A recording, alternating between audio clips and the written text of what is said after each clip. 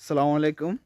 একটা মজার বিষয় খেয়াল করলাম, সেটা হচ্ছে গতকালকে শপথ গ্রহণের সময় মানে বিগত প্রায় 15-16 বছরের মধ্যে এই প্রথম দেখলাম যে কেউ পেঙ্গুইন ড্রেস পরে নাই।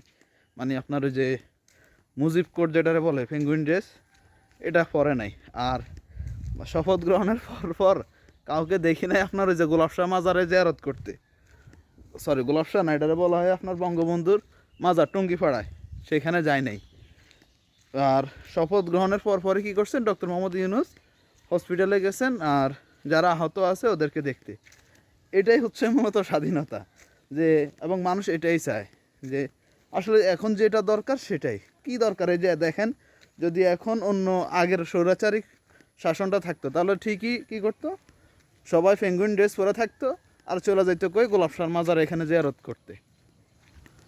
সো মাজার পূজারী চিন্তাবাদ নতুনভাবেই